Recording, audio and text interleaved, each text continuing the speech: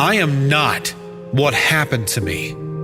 I am what I choose to become. Carl Jung. The sad reality of most human beings is just that. Most people do believe they are what happened to them. Most people equate self-worth with their past, with their achievements, with how other people view them. But we are none of those things. We are, as Jung puts it, who we choose to become. We are always one decision away from a completely different life. What happens to us is never a choice, but how we choose to feel about what happens is always our choice.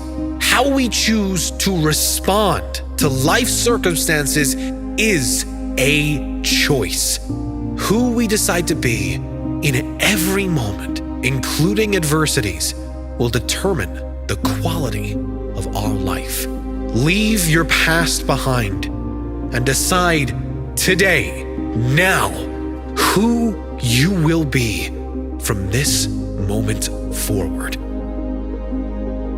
Until you make the unconscious conscious, it will direct your life, and you will call it fate. Carl Jung.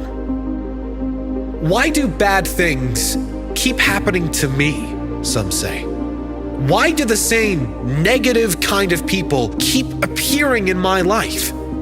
The unconscious, or rather subconscious, controls almost all human behavior. It has been said that almost all brain activity happens on a subconscious level. The problem is, most people do not understand this basic principle, and therefore are running their life on autopilot, repeating the same reactions and responses, and often repeating the same problems over and over again in a figure-8 loop. Einstein said the definition of insanity is doing the same thing over and over again and expecting a different result. Until you change the reactions, responses, and actions you've conditioned into yourself unconsciously, you won't see different outcomes in your life. Until you learn why you are acting in a certain way, you'll never be able to act better. Until we learn why we feel a certain way on a consistent basis, we will not be able to consistently feel better in any way. You need to step back and examine your life. Examine you. What feelings, behaviors, habits, and actions are running on autopilot? What can you bring forward to the light, into your consciousness, into your presence? If you can manage that, you can start changing those habits consciously. With repetition, you can reprogram these new habits, feelings, and behaviors into your new subconscious program. Better habits, better reactions, better outcomes. As far as we can discern, the sole purpose of human existence is to kindle a light in the darkness of mere being. Even a happy life cannot be without a measure of darkness, and the word happy would lose its meaning if it were not balanced by sadness. It is far better to take things as they come along with patience and equanimity. The least of things with a meaning is worth more in life than the greatest of things without it. Carl Jung. Without the contrast of sadness, happiness does not exist. Without dark, there is no light. A happy life, then, is not one without sadness or misery or failures or problems. A happy life, a full life, is a life with meaning. If you had in your possession every penny on earth and all the material possessions you desire, it would still give you no guarantees of happiness and certainly no meaning. You don't need things, money, or possessions to have meaning. But meaning does make for a rich life. With meaning and purpose in your life, you can face the inevitable challenges of life without fear. With meaning and purpose in your life, you can let go of the past because there is always a brighter future to work toward, to believe in tomorrow. Meaning and purpose give you reason to get up in the morning, enthusiasm to go about your day, purpose for living. Kindle a light in the darkness of your being. Discover who you are. Develop a life of meaning and purpose, and accept every inevitable challenge that comes your way. It all depends on how we look at things, and not how they are in themselves. Carl Jung. Whatever happens in your life is not reality, but rather your interpretation of it. Let me repeat. Whatever happens is not reality, but your interpretation of reality. On one of your best days, a challenge appears, and you deal with it with presence, with confidence, with competence. Then, the challenge disappears, perhaps even turns into a blessing, a new understanding. On one of your worst days, the same challenge appears. You react angrily, unconsciously. The challenge turns into a bigger issue, a larger problem, and consequently affects your life and others in a much bigger, not so pleasant way. What happened? It was the same challenge. It depends how you look at it. We've all experienced moments like this. Problems that escalated due to our reaction. Challenges that disappeared due to our reaction. It is not how things are, but how we see them. We can see beauty in anything and ugliness in anything. The real question is, what do you choose to see? Thinking is difficult. That's why most people judge. Carl Jung. We have to step back and catch ourselves judging.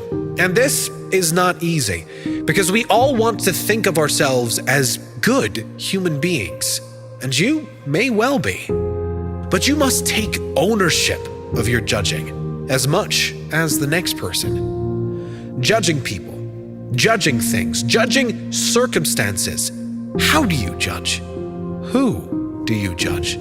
Has there ever been a moment in your life where you've judged a person or a situation and then realized you were completely wrong? I think we've all had this experience. We should never judge a person or a situation where there are no facts. If we don't know, we must accept we don't know and expect the best. We really do choose how we see everything, and anything can be seen through a positive, optimistic lens if that is our intention. Make it your intention. Your vision will become clear only when you can look into your own heart. Who looks outside dreams. Who looks inside awakes. Carl Jung. Those who look outside at others, to society, for an indication of how they should act or fit into the world, are lost in a dream, perhaps a nightmare. A life lived not authentically, but how they perceive will be most acceptable by the standards of society.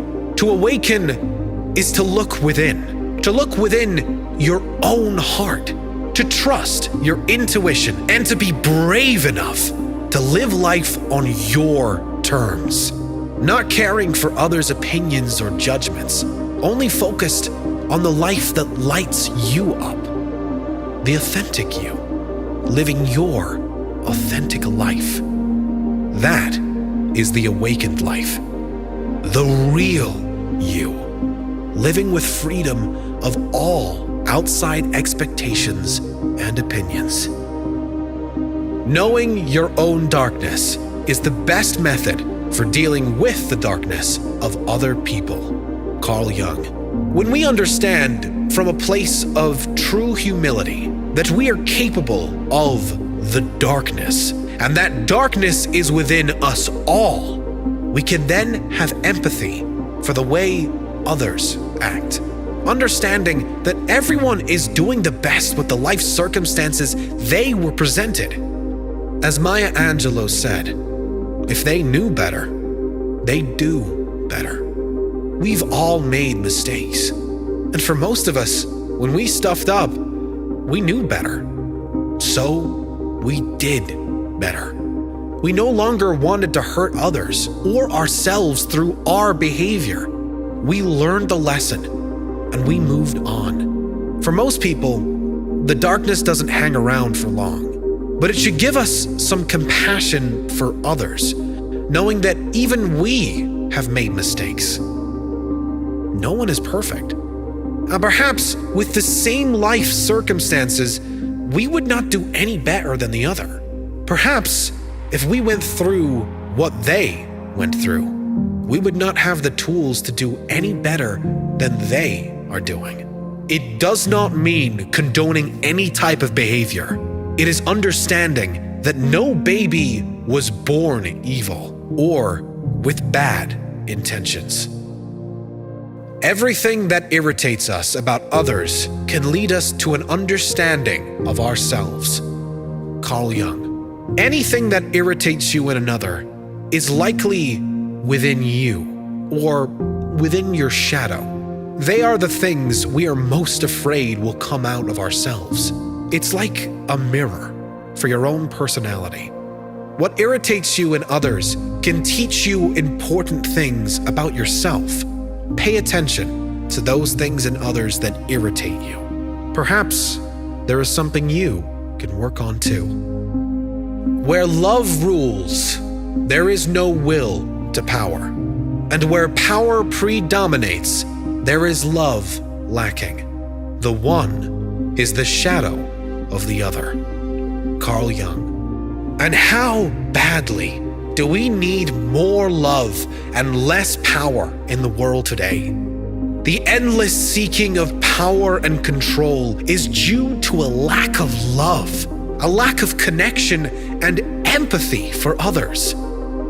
Ask yourself how you can let go of your own need for power and control, even a little, and how you can bring more love, compassion, understanding, and giving in your own world.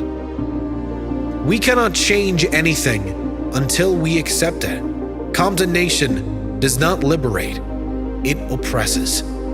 Carl Jung. You are what you do, not what you say you'll do. Carl Jung. We do live in this kind of world, where many people talk too much and act too little. As Jung says, you are what you do, not what you say you will do. You do not need to tell the world or tell anyone what your plans are.